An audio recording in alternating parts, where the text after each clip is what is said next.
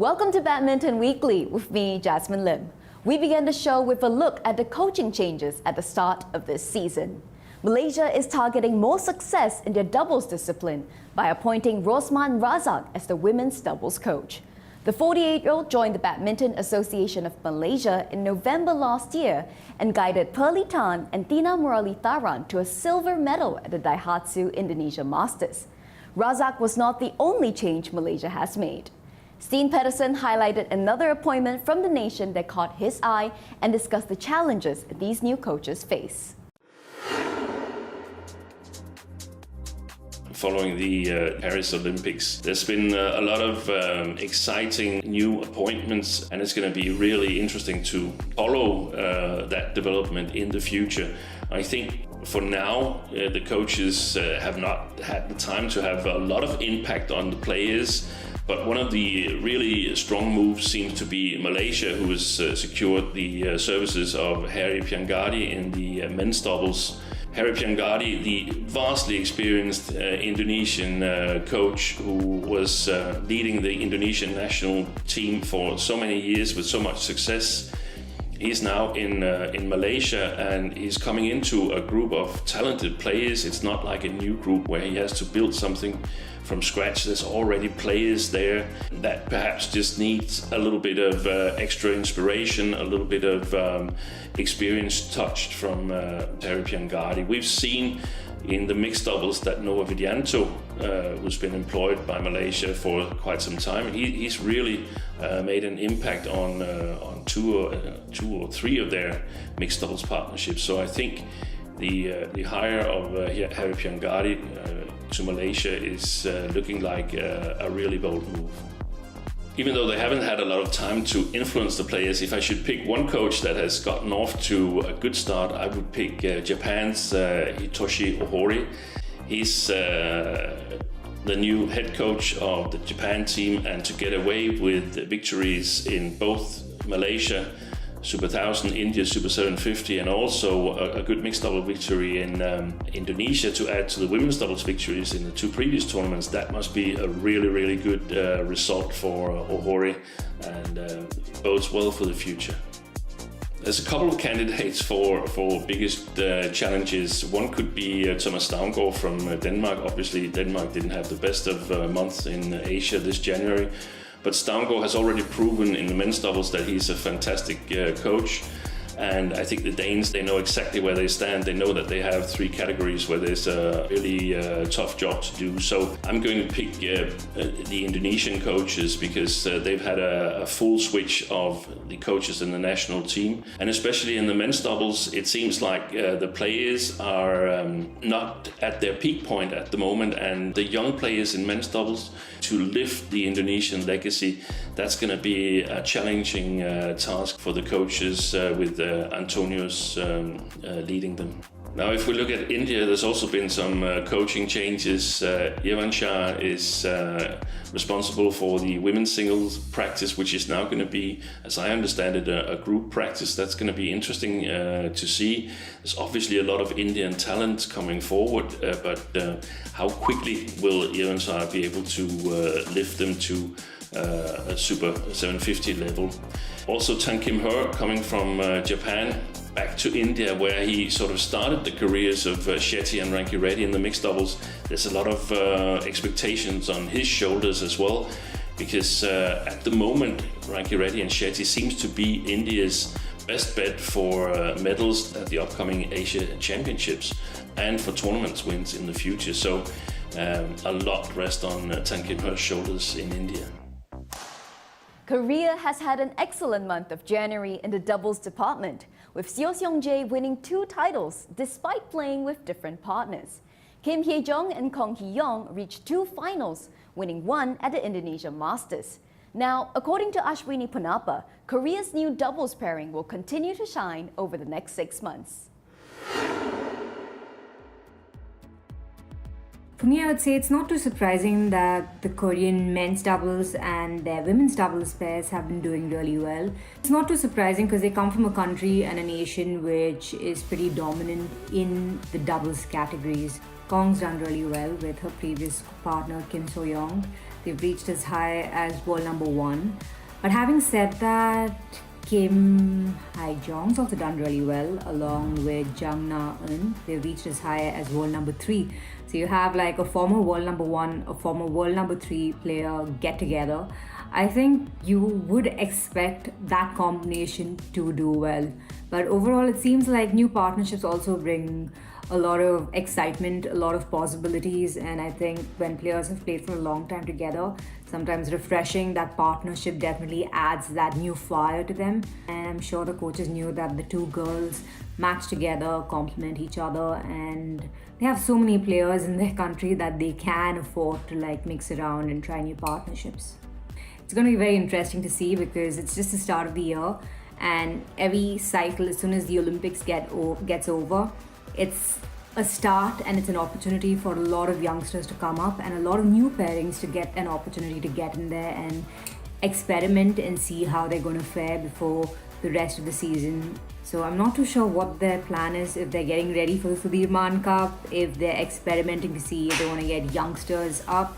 It's going to be very interesting to see how the next couple of tournaments are going to go, because I think that would give us a clearer idea as to what they're planning to do, if they're going to like continuously keep mixing their pairs up, or if both Oh Seung-jae and Kim Won-ho are going to be focusing more on men's doubles, if they've got someone else for mixed doubles.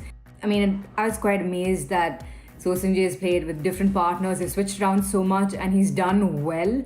It's very new to me that I've seen like so many different partnerships every single tournament. Normally there'd be like one leg of tournaments where they'd stick to one partner and the next leg that they'd try a new partnership. But for me, this is like 2 tournaments, 1 partner, switch around for the next 2 tournaments. It's something new that I haven't really seen. I think it's really important for us to see how the next set of tournaments are going to be, to see if they're going to switch around further or they're going to like take a call based on this first 4 tournaments at the start of the year, which would give them like a fair understanding of which partnership that they would want to go with. And I think the common factor here is definitely Oh Seung-jae, who's done incredibly well in this first 4 tournaments, having won 2 and reached the finals of 1. I mean, it's absolutely phenomenal. Thailand also made a bold change to their doubles pairing after the Paris Olympics.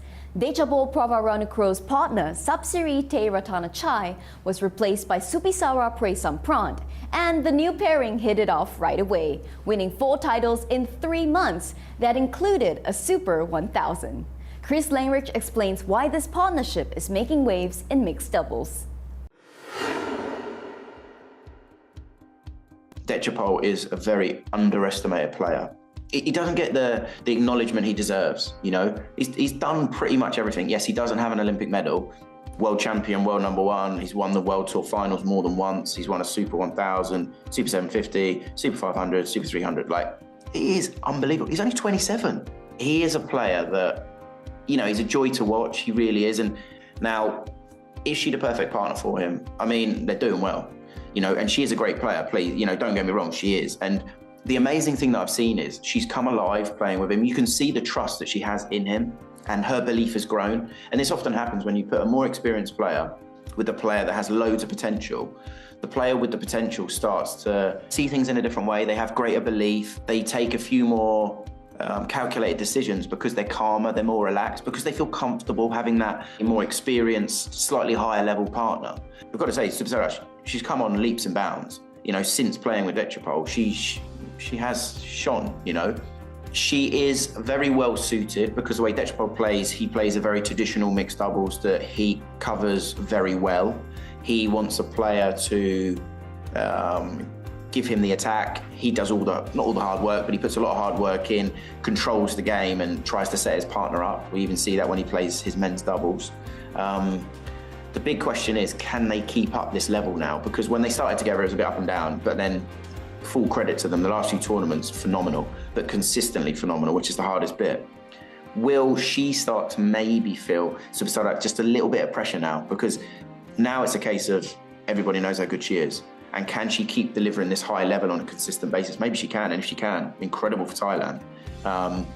But it will be interesting to see over the next probably 6 months if they stay together. Can she especially maintain that level, or does she start to feel a bit more pressure playing in these bigger matches on a consistent basis? You've got more of a traditional mixed doubles player, and I would put Subsara in that category. Very good mid-court forwards, doesn't look off the net too much, doesn't really want to open out the court and play the big court style because she wants the attack, she wants to be on the attack. Lovely control, she's got nice finesse, nice turns. One big thing is she's really improved her, I would say, her base level, her consistency. There's no big dips, big waves, and this is what you want. She plays very well to set up her partner, but I would say she's very different personally, in my opinion, Sapsiri. Sapsiri was a player who looked off the net a lot more, was happy to open out the court because she had such good defence, and she did play a slightly different style. And I think it is full credit to Dechapol because he has managed to slightly adapt his game to suit how his partner wants to play. And she's great in the first three, Subsara, just because she has a lovely touch. She has nice creativity. Can she, keep moving forward? Because I'd say over the last 3-4 months, she has improved a lot. She is getting the confidence, and she's had a great mentor, Dechapol, to obviously teach her. Obviously, they've played a lot of matches now because they've won a lot of matches. Are people going to be able to analyse her especially a bit better to try and pick out some of her weaknesses? And this is the thing. It'll be amazing if they're kept together to see how high they can get. And are we going to see an even greater improvement from Subsara? And if we do, how good can she get? No singles player had a better start to 2025 than An Se-young. The world number one has dominated the women's singles by winning the Petronas Malaysia Open, followed by the Yonex Sunrise India Open. Despite collecting 25 BWF World Tour titles, the Korean shuttler still finds her Olympic journey as the biggest learning curve in her career. An Se-young made history in Paris by becoming the first Korean since 1996 to win an Olympic gold medal in women's singles. The world number one defeated He Bingjiao in the final and could not put into words how memorable that moment was for her. 일단 올림픽이라는 꿈의 무대에 세계 랭킹 1위로 뛸 수 있어가지고 너무 좋았고요. 또 그 올림픽 무대를 저는 또 뛸 수 있음에 너무 감사했었던 것 같아요. 저의 꿈인 올림픽 금메달을 딸 수 있어서 정말 행복했고 또 꿈을 이루는 순간을 정말 말로 표현할 수 없을 만큼 기뻤습니다. An had to come from behind to defeat Akane Yamaguchi and Gregoria Mariska Tunjung to reach the final. Despite those challenges, the 22-year-old considered her group stage battle against Kaloyana Nalbantova to be the most difficult in Paris. 저는 제일 힘들었던 경기는 조금 첫 경기가 제일 조금 어려웠었던 것 같아요. 다 이제 차근차근 올라가면서 나아졌지만 처음에 긴장을 하고 또 잠을 못 자서 좀 그 처음에 경기가 제일 힘들었었던 것 같아요, 저한테는. After winning the gold medal, the Korean shuttler reflected on the things she learned at the 2024 Olympics and has set her sights on new goals for the future. 좀 제 인생을 좀 배울 수 있었던 것 같아요. 그냥 꾸준히 노력하니까 이렇게 꿈을 이룰 수 있게 됐고 어떤 순간에도 포기하지 않으니까 이 결과를 얻을 수 있게 돼서 정말 좀 많은 걸 느끼고 배울 수 있었던 올림픽이었었던 것 같아요. 저는 배드민턴의 레전드가 되고 싶습니다. 즐기고 싶어요, 배드민턴을. 재밌게 한 경기 한 경기 정말 좋은 플레이를 하면서 그냥 즐기고 싶다는 생각밖에 없는 것 같아요, 지금.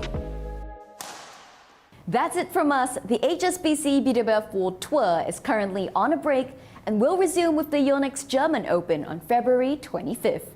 Do join us before that as we chat with our panel of experts on that Super 300 event and the upcoming Yonex All England Open. In the meantime, stay up to date with the latest news by downloading our BWF app, Badminton for You. And do let us know your thoughts, comments, and questions on our Facebook and YouTube pages. See you soon!